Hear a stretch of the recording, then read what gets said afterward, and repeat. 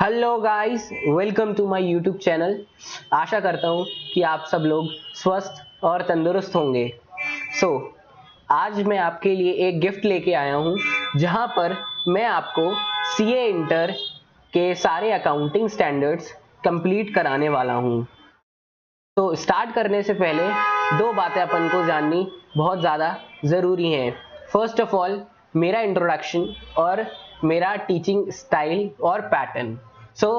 अगर मैं अपने इंट्रोडक्शन की बात करूं तो मेरा नाम शिवांश है और मैं एक सीए इंटर का स्टूडेंट हूं।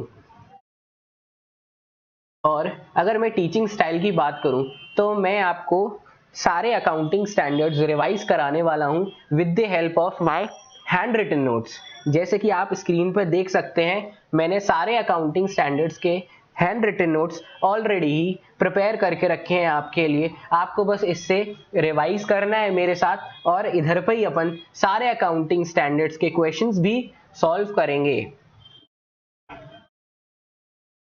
अपन एक अकाउंटिंग स्टैंडर्ड को 2 to 3 वीडियोस में कवर करने वाले हैं। जो अपना रिवीजन वीडियो रहेगा वो आपका काफी शॉर्ट, जितना मतलब शॉर्ट हो सकता है उतना शॉर्ट रहेगा।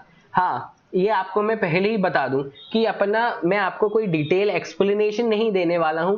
आपको मैं शॉर्ट रिवीजन कराऊंगा जिसके बेसिस पे हाँ, पर आप उसके बेसिस पे सारे के सारे आईसीएआई के क्वेश्चंस सॉल्व करेंगे। और अपन क्लास में ही एक अनदर वीडियो बनाएंगे जिधर पर मैं आपको सारे के सारे आईसीएआई के क्वेश्चंस कराऊंगा, पर उसके अंदर आपके आरटीपी एमटीपी के क्वेश्चंस और पास्ट ईयर क्वेश्चंस नहीं होंगे, क्योंकि वो आपको ही करने होंगे और वो आपको अपने खुद से करने होंगे, जिससे आप जब मैं आपको क्वेश्चंस कराऊंगा तो आपका बेस इतना डेवलप हो जाएगा कि आप अच्छे से अच्छे नए क्वेश्चंस सॉल्व कर पाएं। क्योंकि हमेशा आईसीएआई नॉलेज टेस्ट करने के लिए अच्छे अच्छे नए नए क्वेश्चंस पूछता रहता है, तो अपन को उसी हिसाब से प्रिपेयर होना है और आपका ना बेस भी स्ट्रांग होगा।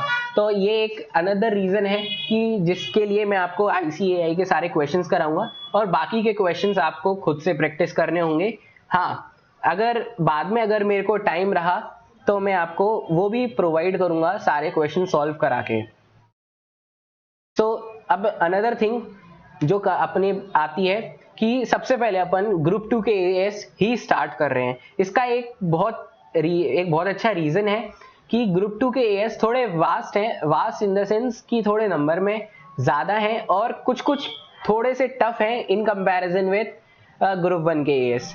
जैसे कि आपका अकाउंटिंग स्टैंडर्ड 19 लीज के बारे में बात करता है, वो थोड़ा अच्छा स्टैंडर्ड है, कठिन तो नहीं। सारी कठिन कोई सा भी स्टैंडर्ड नहीं है, सारे मतलब अच्छे स्टैंडर्ड है। जैसे AS7 construction contract, AS20 earning per share, आपका AS22 टैक्सेशन। तो बस, लेकिन ग्रुप 1 के अकाउंटिंग स्टैंडर्ड में एक ही अच्छा एएस है, that is the AS number 10। तो वो एक रीजन है कि अपन फर्स्ट ऑफ ऑल ग्रुप 2 के एएस कंप्लीट करने जा रहे हैं।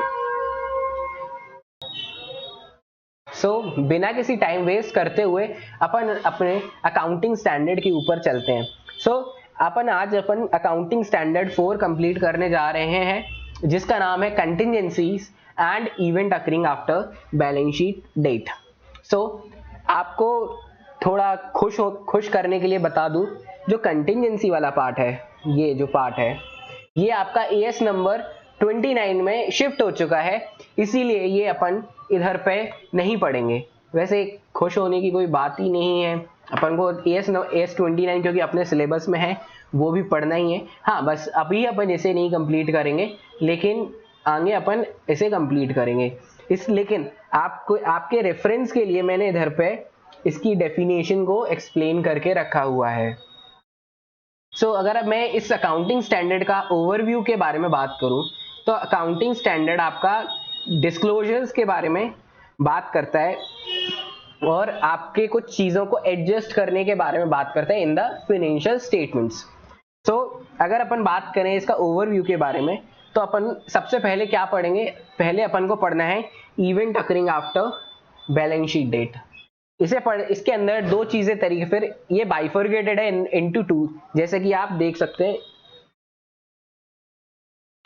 Adjusting events and non adjusting events. फिर अपन पढ़ेंगे what are the non adjusting events but they affect the going concern of the entity. So इनका ये चीजें अपन को पढ़नी है इस अकाउंटिंग स्टैंडर्ड के अंदर, जिससे कि अपना ये अकाउंटिंग स्टैंडर्ड फिर खत्म हो जाएगा।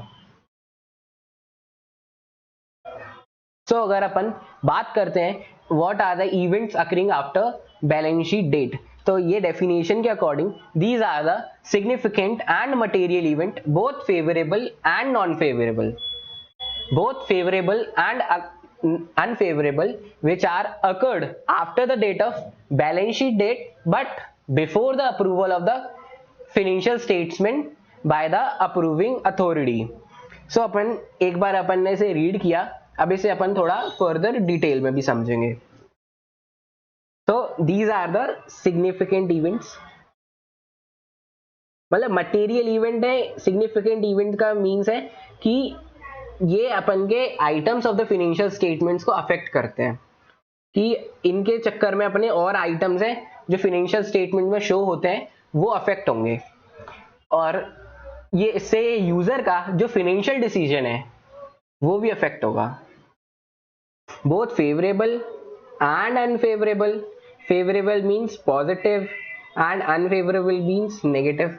ये पॉजिटिव भी हो सकते हैं इवेंट्स और नेगेटिव भी हो सकते हैं, which are occurred after the balance sheet date. Balance sheet date का मतलब है इधर पे 31 March, but before the approval of the financial statement by the approving authority. जैसे कंपनी के केसेस में ये बोर्ड ऑफ डायरेक्टर्स हैं, और एंटिटी के केस में कुछ और हो सकता है।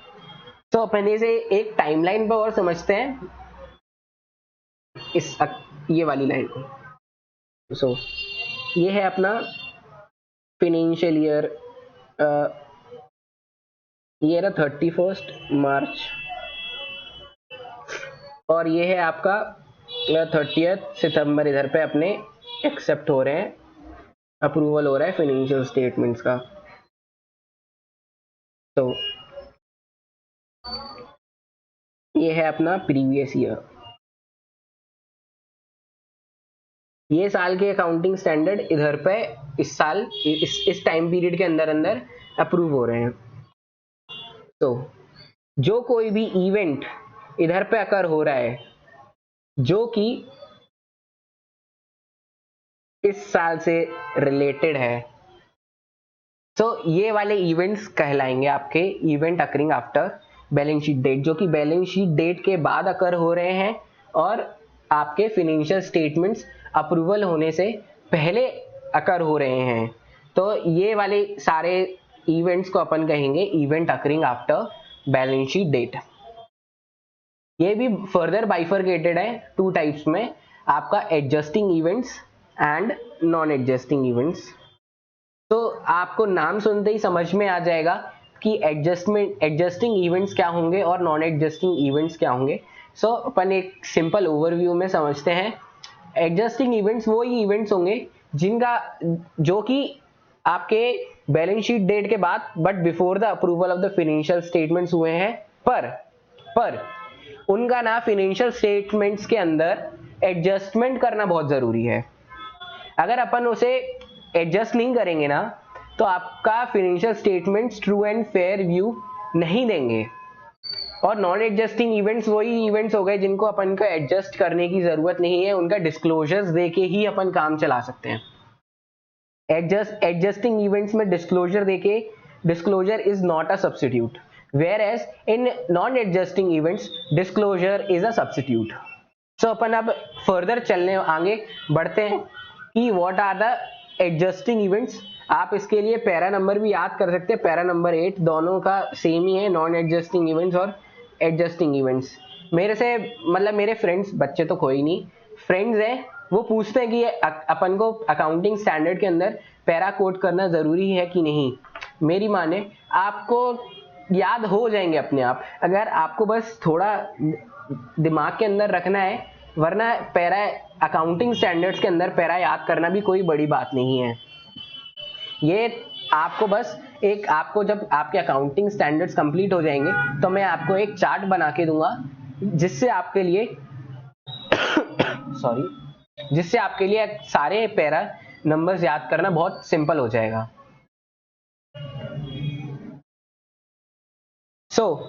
अगर अपन बात करते हैं एडजस्टिंग इवेंट्स की, एडजस्टिंग इवेंट्स जैसे कि है, एडजस्टिंग इवेंट्स भी event occurring after balance sheet date है, वो भी event occurring after balance sheet date है, but they provide additional evidence to the condition existed on the balance sheet date which can affect the amount shown in the financial statements. So these are the event occurring after balance sheet date, but they provide a additional condition that they provide a additional evidence of the condition that have existed on the balance sheet date and which can affect the amount shown in the financial statements. Like अपन एक example लेके आपको ये चीज समझाता हूं कि what are the adjusting events. जैसे कि अपना एक क्रेडिटर है, अपन ने किसी को पैसा दे के रखा है पर उसके यहाँ काफी आग लग गई है। आपका फरवरी के मंथ में अपन को पता पड़ गया था कि उसके यहाँ आग लग गई है, उसका मतलब फैक्ट्री जल के राख हो चुकी है और अपन को पैसे मिलने की संभावना अपनी बहुत कम है, मतलब लाइकलीहुड अपना पैसे मिलने का काफी कम है। पर अपन को बैलेंस शीट डेट के बाद अपन को पता पड़ता है कि वो बैंकरप्ट हो गया है और वो अपन को उससे कोई भी पैसा रिकवर नहीं हो सकता है, इसीलिए ये अपना एडजस्टिंग इवेंट हो गया है और अपन को इसका फाइनेंशियल स्टेटमेंट्स में इफेक्ट देना पड़ेगा। जैसे कि अगर वो 1 लाख रुपए का क्रेडिटर है अपना, तो अपन को शो करना पड़ेगा 1 लाख रुपए का बैड डेट्स, क्योंकि अब वो एडजस्टिंग इवेंट्स है, क्योंकि वो एक अमाउंट है जो अपने फाइनेंशियल स्टेटमेंट में शो हो रहा है उसे अफेक्ट कर रहा है, इसीलिए इन्हें एडजस्टिंग इवेंट कहते हैं। आशा करता हूं कि आपको ये चीज समझ में आ गई होगी clearly. Non adjusting events just उल्टा इसका एक बार रीड करेंगे, ये वाली लाइन पेपर में आपको इससे रिलेटेड कुछ भी नहीं लिखना है, बस आपकी अंडरस्टैंडिंग के लिए यहां पर मैंने नॉन एडजस्टिंग इवेंट्स को देके रखा हुआ है। मतलब अगर जो इवेंट एडजस्टिंग इवेंट नहीं है, बट जैसे फर्स्ट एक कंडीशन है, अपन को इसके क्वेश्चन सॉल्व करते समय भी कुछ चीजें ध्यान में रखनी पड़ेंगी। सबसे पहले अपन को आइडेंटिफाई करना है कि इवेंट एडजस्टिंग इवेंट है कि नहीं। अगर event adjusting event event occurring after balance sheet date है कि नहीं। अगर अपना ये इवेंट कोई भी event occurring after balance sheet date है तो अपन को चेक करना है कि एडजस्टिंग इवेंट है या नॉन एडजस्टिंग इवेंट है। एडजस्टिंग इवेंट है तो अपन उसको फाइनेंशियल स्टेटमेंट में एडजस्ट करेंगे, नॉन एडजस्टिंग इवेंट है तो अपन उसका डिस्क्लोजर्स दे देंगे, बस सिंपल। इसे एक बार अपन रीड करते हैं। Events which do not relate to the condition existed on the balance sheet date, these do not affect estimations of amount stated in the financial statements.